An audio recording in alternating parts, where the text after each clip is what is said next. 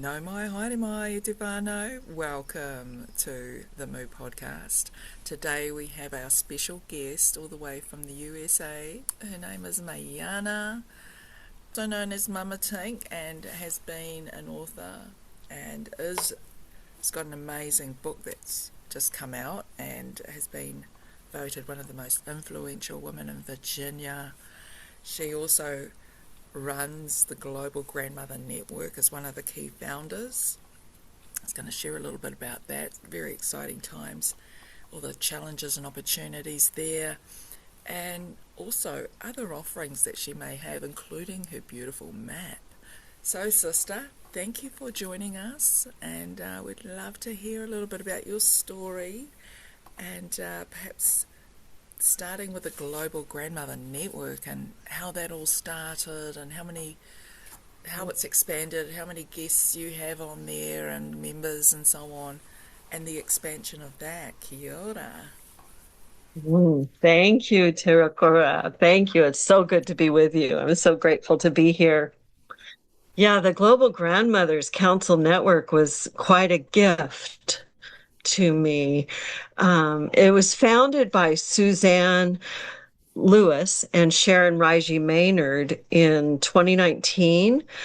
And it's a Facebook group that the intention was to follow the International Council of 13 Indigenous Grandmothers vision to bring women's councils and grandmother councils together in the world to affect good good change for future generations.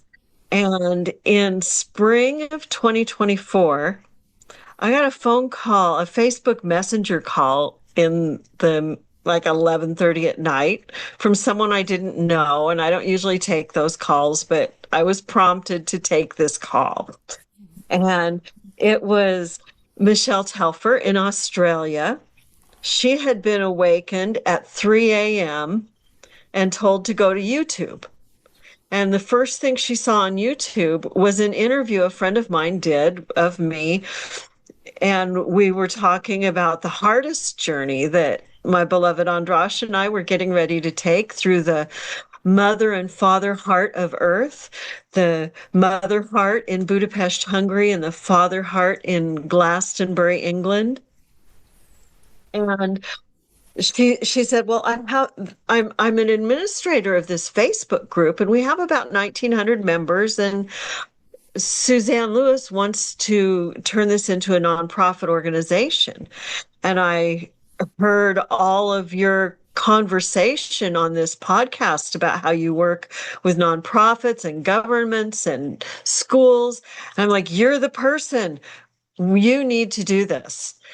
And I'm like, oh, this is really interesting. I'm very intrigued and I want to say yes, but I am leaving for Europe next week and I'll be gone for a month. So let's talk about it when I get back. And she's like, oh no, I'm going to talk to you the whole time you're gone. I'm going with you on this journey from Australia. So we were on the phone often while we were traveling. Over that month, it was really amazing. Over that month, the group grew from 1,900 to 22,000 members. And we did not do anything. We didn't post. We didn't change anything, except we were on this journey, opening the heart of mother and connecting the mother and father hearts for the new child to be born, the new earth birth. And when I got back, Michelle introduced me to Suzanne Lewis. Now, Suzanne Lewis lived in Boise, Idaho. Used to live in Boise, Idaho. I called Circle in Boise, Idaho every new and full moon. And I had a huge community there, but I didn't know Suzanne Lewis. I knew all of her students. I knew people, everybody who she knew, but I didn't know her. And when we were introduced, her response was, oh, you're a younger me. You're the one. Yes, we want you to do this. So I thank you. Thank you. It's my honor to serve. So I'm serving the Global Grandmothers Council Network. And from that moment, over the next 2 months, it grew to 55,000 members. And we're staying pretty steady around that 55,000 member number now. And I started, gathering surveys and talking to the grandmothers and what do you want to do? Who do you want to be? How are we going to move this forward? And we have a nonprofit peace production, my beloved and I. Our work is nonprofit. And what we normally do when someone has a project, and instead of being a fiscal sponsor where we just let them have 501c3 status for a short period of time until they're ready to get their own, instead we invite them onto our Peace Council and they can have 501c3 status immediately for their program. And it becomes a program of peace production. So I could take on this program and launch it instantly with 501c3 status in the US. And I did Fantastic. that. And Michelle joined our Peace Council. So we were together in that. And then we started building, raising funds and building the website. And our vision was to have a website and an academy where the teachings could happen and a marketplace where grandmothers could sell their goods and services. And we had a webmaster that thought she had a technology that didn't really work. And so she tried to make it work with other things that weren't as good, and it didn't ever come together. And so we had memberships. People were paying to be members, but they weren't receiving the service we promised. So I had to close it all and cancel those memberships to be in integrity. I couldn't keep taking the money and not providing what we said we would give them, you know? So that was about a year and a half in. We had to do that, but we've been publishing a magazine for a year and a half where you've submitted articles into it, the Global Grandmothers magazine, and we're just the whole purpose is to preserve the voices of wisdom. During these times of chaos, we need the grandmother wisdom more than ever. Yeah, definitely. She's the voice, Yeah. and down here, down under, the grandmothers used to lead the way in Waitaha and the ancient history of Aotearoa before colonisation. And the voices of the ancestors speak now and say that the time is returning where the voices of the grandmothers will be the leaders of the new earth coming through. And I see that. I see the validity in that now. Do Mhm. Is that a conversation that has been taking place in your network through the global network that you're working with? Yes, absolutely, absolutely. And we do Zoom calls where we gather together on Zoom and we have events. So we should be doing this right now with you folks down at your winter solstice. For our winter solstice in the north, we do tending our roots. And we ask each grandmother, how do you tend your own roots? How do you, not just your generations, but your own being? What do you do to tend to the roots of your being so we are healthy and strong? Because as each tree, when a tree is diseased, you don't cut a branch off, you go to the root and you fix the root. So we talk a lot about our roots and the mycelium and how we communicate underground and how we bring all of our strength together to do something more than we could do alone. It's, excuse me. Yeah, I love that. I love So, how that, yeah, for sure. One of the analogies that we have that we've recently adapted as part of our, or adopted as part of our teachings is working with the 8 arms of Te Wheke. That's why we've got the octopus in the background there, because Te Yeah. Wheke's got all the ancient order of things before the water was hijacked, actually, before the water was captured. We had tentacular time, and tentacular time is the time continuum. And so that goes even a step further to bringing us into the multidimensional aspects of ourself and our life. And each of the tentacles has an aspect of our own inner body, like the emotional body, the mental body, the spiritual body, the etheric body, and even the relational body. How are we relating to each other? How are we connecting? What are we doing on a daily to take care of our physicality, our mental health, our emotional health, our physical health? Are we exercising? All of these kinds of things that cover the whole spectrum through those 8 arms of Te Wheke. How are we holding our integrity in terms of our mana ake, our sacred soul sovereignty? And yeah, being able to utilize this as a model, as a wellness model in our daily. So yeah, that's Yeah, how. I have a very similar program. Yeah, similar with the 12 around one. There are 12 aspects and 12 dimensions that in the inner guidance system that I work with that I downloaded or created out of my connection with spirit, the 12 around one that, yeah, those, yeah, and many of the 12 are the 8 that you named. There's just a couple of others, on there. So yeah, it's so important that we look at our multidimensional aspects because we're not just a body here doing things. We are being, and we must be as full and complete as we can in these moments.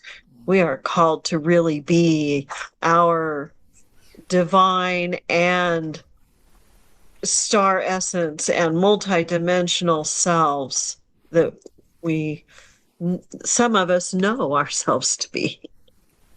Yeah, most people have forgotten, but I think we definitely have remembered, and this is what we're here for, Yeah. to remind other people of who they truly are before the forgetting. Mm. And I love what you were saying about the capturing of the water. There's a lot of talk about time, and we hear about Father Time and all, the every year there's Father Time and this baby boy. Well, time is a woman and she ebbs and she flows and she can work with us and help us and slow things down when they need to slow and speed them up when they need to speed up.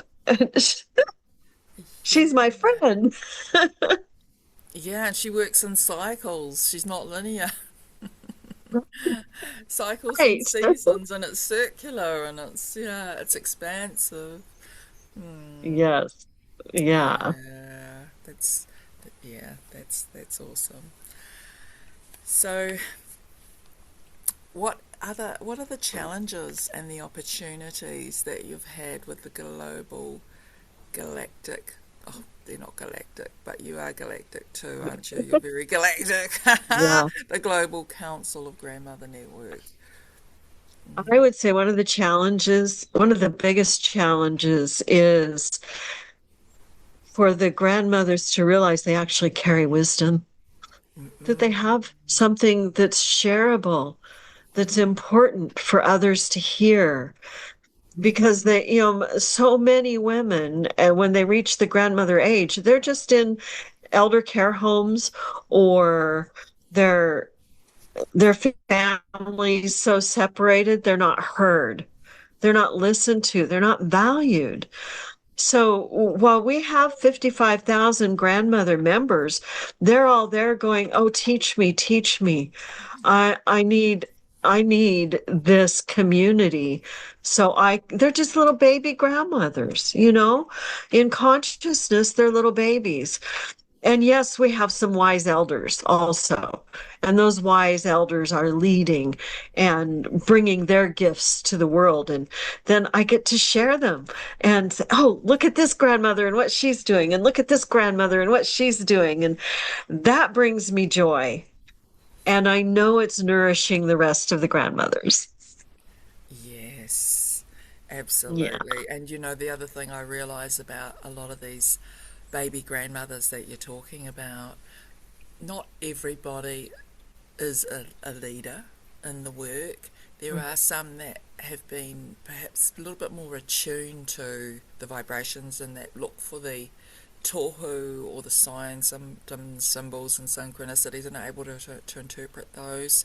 But not everybody has those gifts fully developed in them. So they choose to step back and be more participants. And that's okay too, you know, to be participants on the journey, so long as you're not just a Hmm. spectator. There's the spectator piece that can Right. sometimes be, Right. yeah, that's why you're never really fully involved. You're always standing on the edge looking in. Yeah. And That's the watchers. I've always called those the watchers, and they watch, and they sometimes will just watch. It's different than observing because in observing you're fully present and engaged. And yeah, in guard and being a guardian, you're fully present and engaged. But the watchers just kind of step back and go, oh, what are you doing? You know? sometimes they're in judgment as well, you know, seeing Yes, what yes. works for them, what doesn't, and dissect it all and be the judge and jury Right. of it all as well. So there's that piece. And that does not help us come together, because we have to be together in the heart now. We have to be heart to heart, eye to eye, and hand in hand across this beautiful planet that's becoming something different than we've ever known. It's it's Sure changing, it's is. evolving. Yeah, it so is. And I guess we're And so evolving. are we. Yeah, that's it. Kia ora. Yeah. And the other thing I want Yeah. to say is that sometimes we have some really young people who into that grandmotherhood frequency. They are just all knowing. For some reason, they just have got these gifts. We've got this 18-year-old that's come into our galactic grandmother journey recently, and she is just absolutely phenomenal. She's carrying some ancient codings, and she actually is here to share. She's here to learn, but she's actually got a lot to share as well and a lot to give. So, you know, even young babies can come in and know a lot of stuff, and they reflect it. Yeah. I think that's a, a big part of the change in 2012 was that the energy shifted and the new babies and the youngsters that were here could remember better. Yeah, They could know themselves better, and they are rising up. And everything in me wants to find them and lift them up and nourish them. Because as we are growing our garden, the garden of the souls, we have to make sure we take the weeds out and we have to nourish those plants that are growing, those beings that are rising up, because this is going to be their world. It's their seeds that are going to plant the next world. And we need to be really careful and gentle with those souls so they don't fall into the traps that the systems have set for them. yeah, yeah. I love that. Most definitely. Yes. And with that, go on that train of thought, what are the opportunities that have come your way with this global network that's present, the global council of grandmothers? what is the opportunity that has really enhanced your life Mm, and taken that mm. to the next level? Oh, the opportunities to connect with these wise women that are leading, like Gail Krosmas. She is amazing. She's our Icelandic and Arctic grandmother, Greenlandic. She's a Greenlandic shaman and she lives in the Arctic and beautiful artist. She makes drums and she paints them and they're a whole story for the person that wants this drum. She channels the information and then works with them to make sure the images on the drum are what they need for their sacred service. And because one of our early interviews, Sandra Laub, was one of our early interviewers, and she interviewed Gail, and someone in South America saw the interview and invited Gail to be the Northern grandmother for their 13 grandmother event last year. And they brought her down and paid her way to go. And then Sandra has developed this whole play that she does that she has now traveled the world with called Picking Up Stones. She's telling the Gaza story from a Jewish and a Palestinian perspective, all these different beings that she plays each character and speaks from their heart for what they're experiencing both sides. She just performed it in Israel and in Palestine and in England and Scotland and Germany. Uh, she just finished that. So these are the kind of things that have emerged out of our grandmothers. It's it's so cool. I don't know. And for me personally, it's it's just being able to lift them up and to be here and to nourish all of this. We got to join the International Women's Day conference where I was the sectorial head for women in community service and brought in a whole team of our grandmothers to speak to the world about the importance, the value, and the power of serving in community from a pure heart with loving intention. And That's Kelly Springer has been working very closely with me, and she was in on that with Michelle Telfer. And it's all of these groups coming together and seeing each other and lifting each other up. I keep saying, yeah, we see each other and we lift each other up. You and I saw each other and we lift each other up. We immediately, had that awareness that that's what we do. That's what needs to happen, and we're doing it. So, yeah. Oh, that is so beautiful. Yes, I see that. And that International Women's Day, yeah, that sounded so incredible, and I really, really wanted to be involved in that. But there was this launching of our movement here, and we were just so full on with having to gather so much information for the website and get it. We're doing it ourselves, so it's been it's been Yeah. a little bit, yeah, like our Well, come time to has find pulled out, away. they were very few people doing it themselves too. And although it looked like a big movement, it was not so much a big movement, but it was a good work, and we were Yeah, glad to be a part of it. yeah. Yeah. Well, perhaps next year, or you know, Yes. when that happens, or when it's next on, we'd love to be involved. At the movement here, Yes. the Yes. Galactic Grandmothers of Mu. So the other thing I wanted to ask you is about the book that you've written, and you being one of the most influential authors or women in Virginia with the launch of this book and the work that you've done there. Share with us a little bit about the book and also The this internet, special. the influential women of America and me in Virginia. is what I'm writing about in that is about listening to the grandmothers, how important it is to have the ear to hear, to be able to listen. You know, sometimes elders can carry on with their stories, and a lot of people want to silence them because they don't want to pay attention long enough to hear the whole story.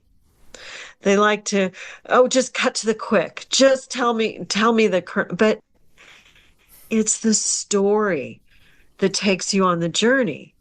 And it's so important that we do take the time to hear the story that brought the wisdom that they can share in a kernel after they tell the story. You know, it's it's that listening that I do not believe has left humanity. They like to say they can't hear. People can't hear only short little bits. But I do not believe that that is a long-term reality. I think it's a symptom of a disease that will heal. Kia ora. I agree. It's that 30-second dopamine hit loop that people have got stuck into, and technology's kind of taken that away to, you know, from people. That is part of the disease, is that people get hooked on those doom scrolling that they often do, you know, to relax. Somehow they seem to think that it's relaxing, but what it is it's taking them away from their own nature. And this is a bit of an epidemic going on with humanity right now, from even the oldest people to the youngest. A lot of them have got hooked on technology as well. So, yeah, Yeah. it's like And really, you know, while these things are important for us to do, these conversations across the world, across the planet, in one space here on this call, it's also important that we have on the ground gatherings where we yes, have story circles and elder councils showing the way. I have a vision that we have events all across the globe at the same time where the youth come and listen to the elders, and the elders also listen to the youth. And we have that intergenerational weaving of wisdom that is so necessary. yeah. So I'm working on some kind of planning for that. Yeah, that's such an inspiration, because I see that being really necessary now. Because, yeah, there's a lot of young people who have lost their way. They've forgotten about all the rites of passage. Well, those don't happen anymore, not unless you're in an indigenous culture, or, you know, that you are around and surrounded Mhm. by people who do that kind of spiritual activity. But in general, yeah, it'd be nice to have a gathering space open for people to just come to. Oh, I just had a big tohu come past, a eagle came past my window. So there we go, we have the visionary. We have It's going to definitely, happen then. it's gonna happen. Yeah, this is the vision. It's going to And, happen. and how Yeah, important that vision is, actually. That was significant, that eagle going past, to just share that with us. right. And the key to it is that we have a united single intention for all of the events happening at the same time with a unified intention. Then it will, like acupuncture needles on the earth, every circle will resonate out in ripples and ripple out and connect with the other circles that are gathering. And it will change the frequency of our planet. Oh, absolutely. Yeah, Mm. well, we've been doing monthly grid work, and we did our first one, actually, because we've not been going very long, you know, as a movement. We've sort of had the Galactic Grandmothers of Mu going, but the Mu movement itself has only been going since the 17th of May. And we had our first gathering on Sunday, which is the solstice here, and it's winter solstice down here. But we had people from America come in. We had people also from lots from Australia, and we do have whānau over in the UK, but they couldn't make it, so they were there more in spirit. But it was so beautiful having us, even though we were all around the planet, but we actually had this shared intention of actually sending energy into this new grid that we're connecting into, that we're actually resurrecting from the ancient of days, and it's the mother The grid. song lines, It's the Moo the mother song grid, lines. and it is Yeah. connected to the song lines for sure. So we're using voice, we're using sound, we're using our Merlin's chambers, and quite a few of us grandmothers have got the Merlin's chambers as well, which is an ancient technology too, from the time of Merlin. And we're also working with our sound seeds, but also our dance and dancing up the song line. So working with sound and movement to bring that all online, and it was so palpable. Oh, it was emotional for all of us who were involved. So yeah, there was 20 of us that were involved, so it wasn't a huge gathering, but Mm. it was enough to anchor those, yeah, to anchor the nodal points, become the acupuncture needles on the earth, and also to really get this grandmother grid or mother grid reconnected, both on this planet and also in the galaxy. So we saw the mycelium network actually growing from here all the way up into the galaxy as well. Yeah, so I love the work that you're doing, and the single intention was to anchor the mother grid for us, that love grid, and we see it as a euphoric love grid.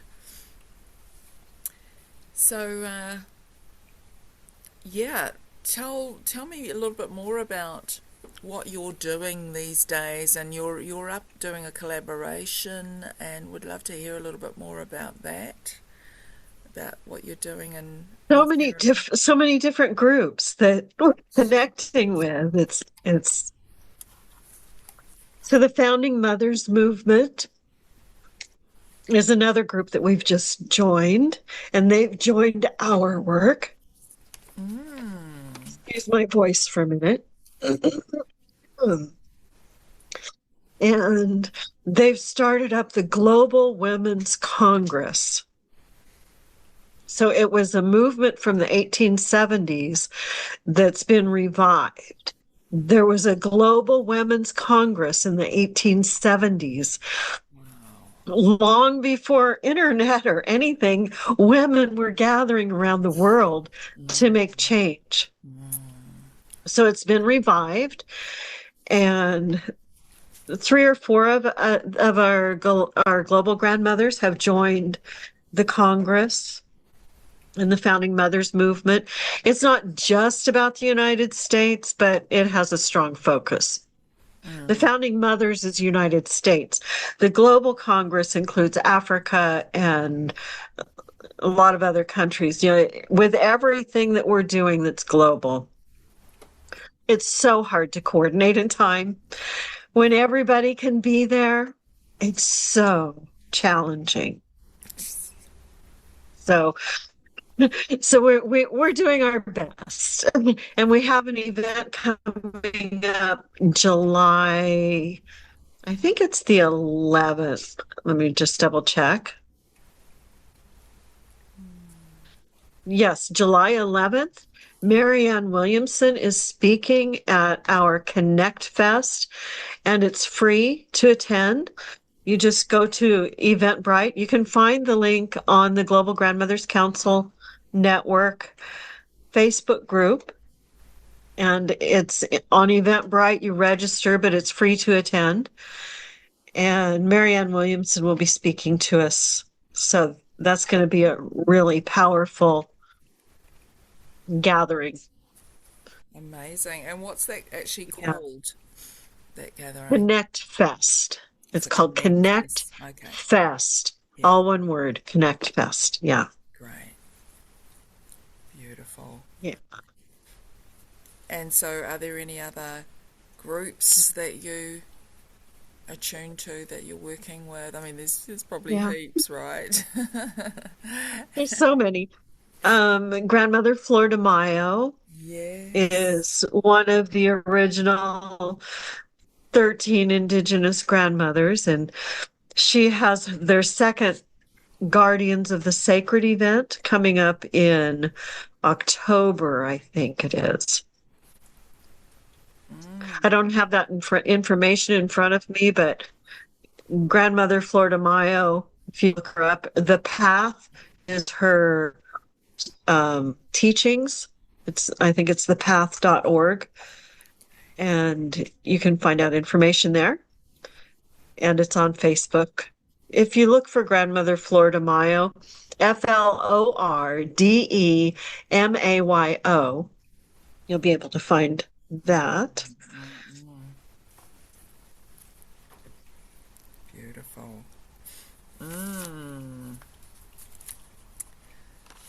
And so, what's your heart project right now? You're there in North Carolina with a group, and you're going to be doing some work with the heart. Tell us a little bit about that. Yeah. So we just did our a solstice ceremony yesterday around the oldest tree in Asheville. It's 350 years old. And with the Centers for Spiritual Living, it was an afternoon and evening event where they don't usually have their service, but in their facility. And we talked, Andrash and I talked about artistry.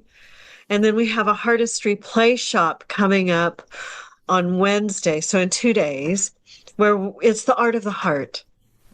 And we're just going to talk about how do you make that journey from the head to the heart, because it's the hardest journey to take is getting there, Yeah.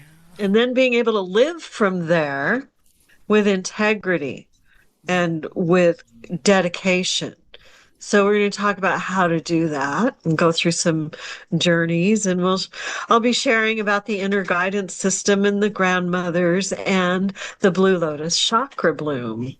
That's the Yes. that's the one that's the passion of what I can bring that is really slow to be received in the world because it goes beyond all of the chakra teachings. So once your chakras are all aligned and clear and pure, as a seed, they have the potential to bloom when the elements are right. And when those seeds bloom, that's the map you were talking about. This one of the maps. Mm-mm. Our chakras move around and we actually become a blue lotus flower. The blue lotus petals flowing from our throat. And the main key point. So maybe I should just share a little bit about the experience that I had. Yes, please do. And do you have an image of the map? I do. Let's see if I can. Do you want me to send it to you or do you want me to share? If you could share, Shall that I would be just send it great. to you? Let me see if I can. I'll see if I can do a little share.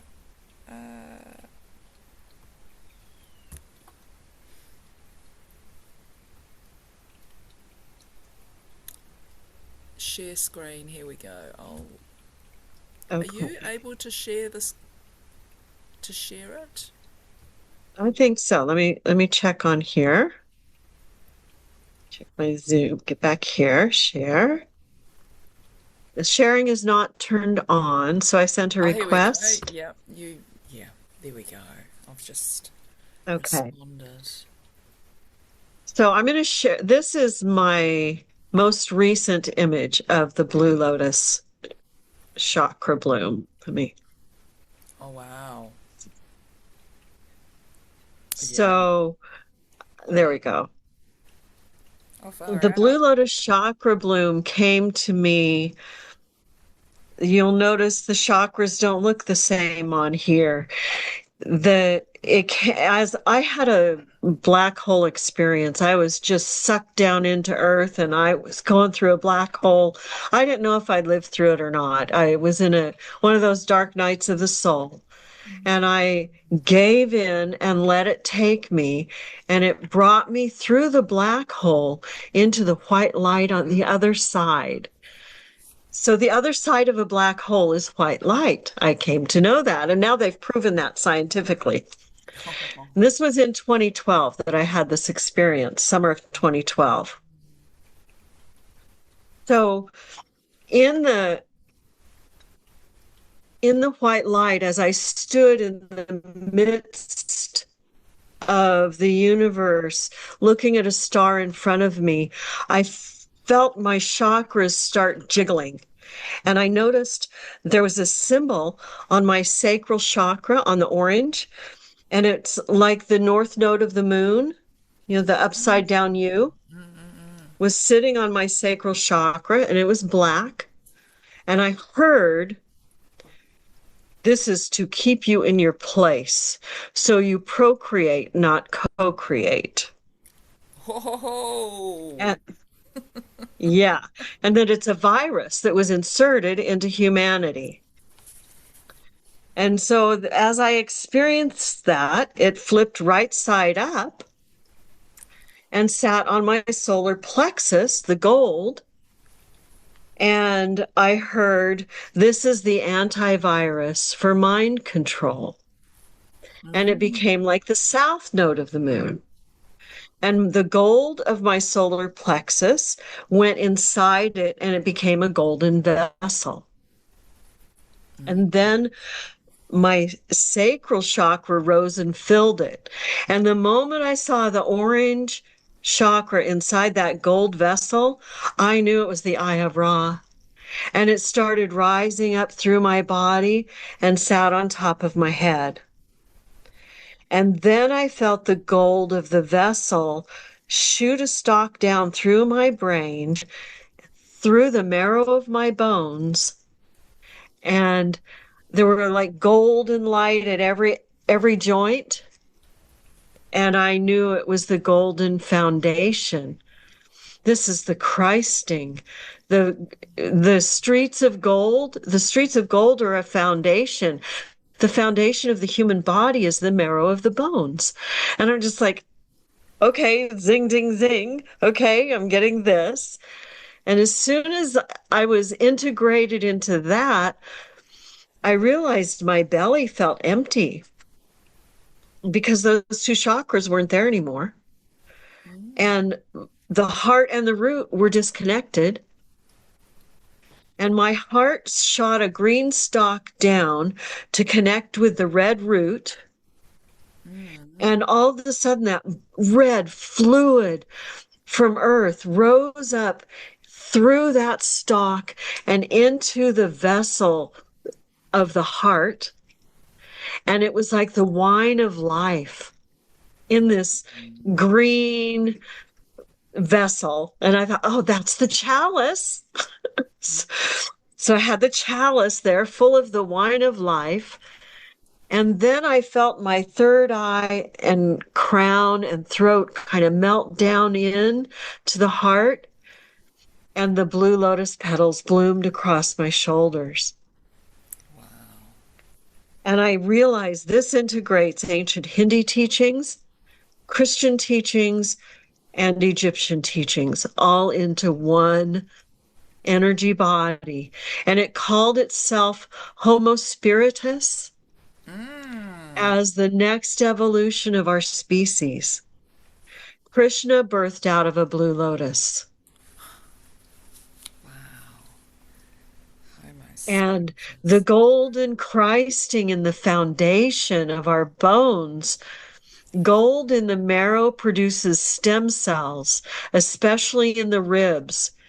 And then the stem cells are directed into the body for regeneration. So we aren't supposed to be decaying and dying. We're supposed to be living and flourishing and not spending all our time just making babies. So I I would love, I'm going to stop sharing here. I would love to work with some young women and get this energy body solid and really use it for birth control Wow. to bring the creative energy down into the root when you want to have a child, but keep it up in co-creation when you're not wanting to give birth. That's powerful, sister. That's super powerful. Mm, Mm, yeah. yeah, birth using it as a birth control method. Wow. Yeah. That's, yeah, well, I see the potential, that's for sure. And I felt it, like when you were taking us through, or, when you were sharing that visualization that you had, I could feel it happening inside me too. So there is something about that map, and I do feel it. I, I, I can sense Mm, it. So keep yeah. on doing what you're doing, because the message will be out there, and the more people that know about it, the more we can share. And yeah, let's get this baby off the ground for you. An important information about it is in the old chakra system, to have our sacral chakra, our creative energy down at our root, that's what keeps us all sexually confused and messed up. That's where psychic energy enters the body. So there are a lot of different technologies about mind control. Psychic energy projects into the sacral chakra, and then it shoots images up into our brain that we think are our own thoughts. And that's how people are psychically controlled by others. And there are a lot of dark masters who know that technology and who play with people's energies. And the succubus kind of thing, they just play with people, especially playing with women. Yeah, yeah, I know exactly what you're talking about. Yeah. And when that chakra is no longer there, the human body has no receptor for the psychic energy. It's free. It frees us from the matrix. That is the matrix. Yeah, there's been a lot of installations, and the manipulation of the DNA from a long time ago. So I see how that potential is there for sure. Yeah. I have a class coming up this coming Sunday about the Blue Lotus chakra bloom online. Oh, wonderful!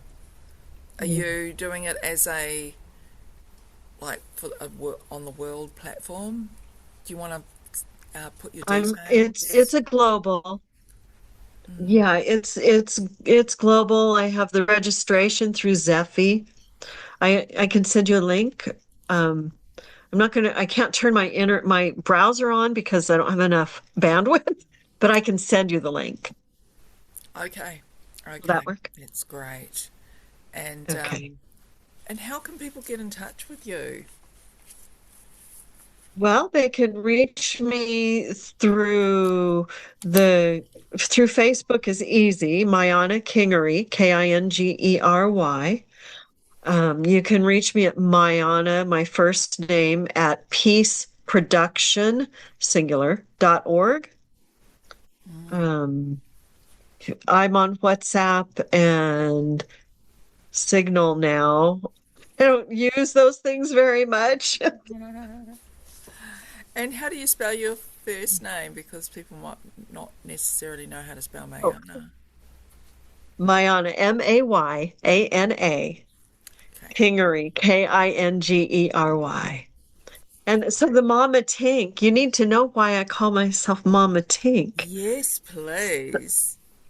So my beloved Andrash and I are writing a new mythology for humanity. And he's Papa Pan, and I'm Mama Tink.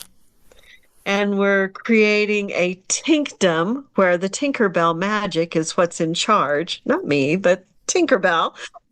Yeah.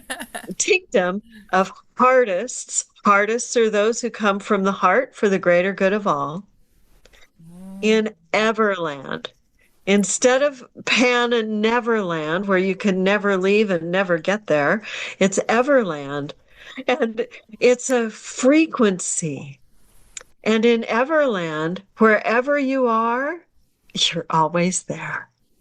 That is so cool. I love it because, like all timelines exist at the same time, right? And the Right. only limitation is our imagination.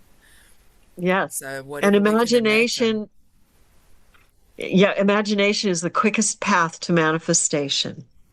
Kia ora. And that is the infinite fractal of the divine child. It's so essential now on the planet. That's what's going to get us through this. It Because, yeah, is. we can't think in the old way, the colonized way, which is actually quite serious and is very in the head. We have to come into that one-hearted consciousness and know that we all belong at all times, every minute of every single day. We all belong, Yes. and it's a bit That's like our the image. For the global grandmothers, the welcome image is we belong. we belong. Oh yes, yeah, that really does make sense. Yeah. Yeah, because we can go into spaces and really feel outcast from them, and have a sense of feeling outcast from even our own communities at times, those that are physical communities at a local level.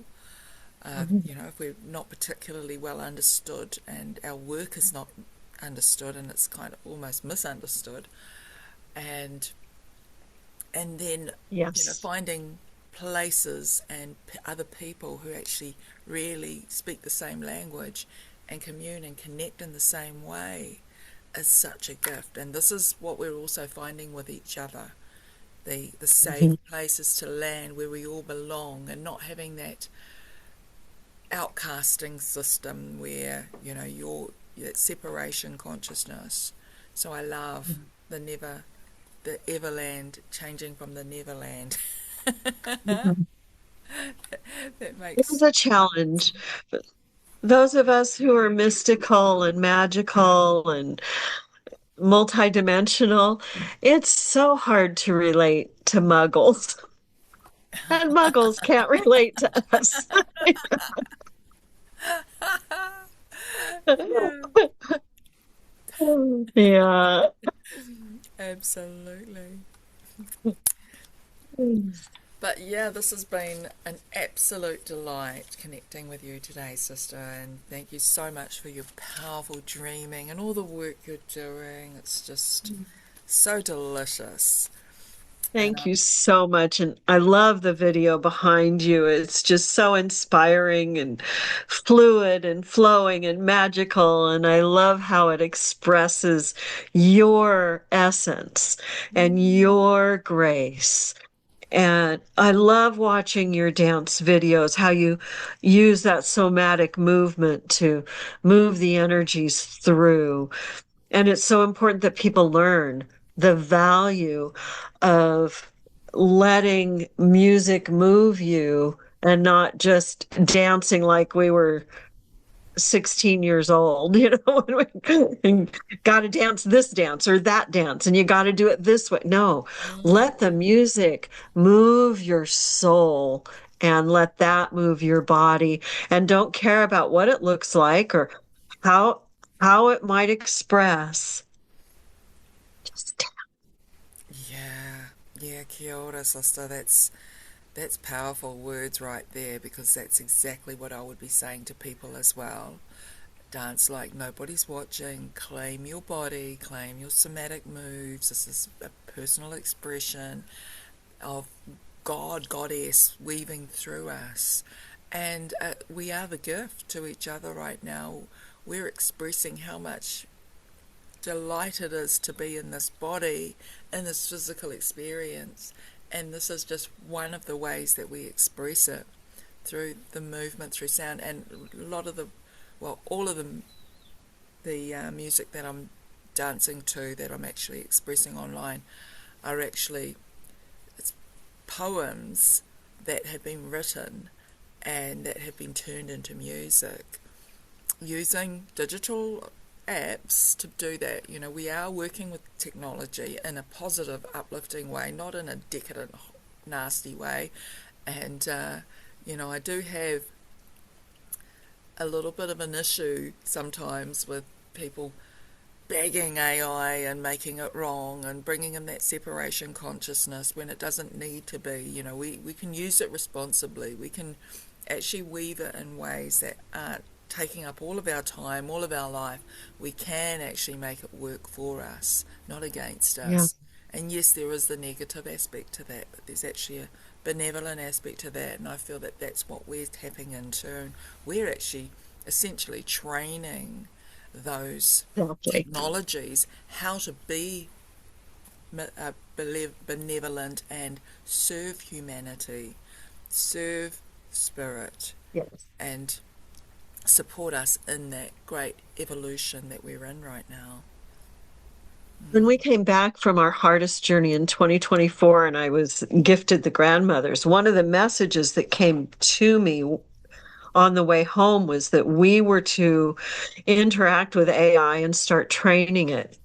And, Mm. I came up through the Christian perspective, and it does say that we will rise to meet them in the clouds. And what is AI but the cloud? And if we are conscious and purposeful with calling our star family to communicate with us in the cloud, that is power, and that will take over the AI. And it doesn't have to be done with all these data centers. There's different technology. It doesn't have to use all of the destructive things that they're trying to do and trying to make us be afraid of. Anytime there's something new, there's always going to be a group of people who are afraid of it Yeah. Well, instead of collaborating with it.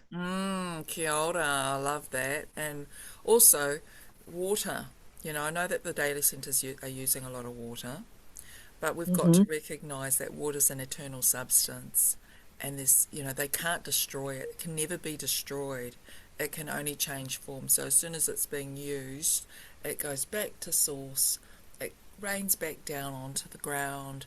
It gets regenerated. It's a regenerative substance that's eternal. So is salt. Those are the only two eternal substances. Everything else is, you know, like organic, pretty much, and will decay eventually.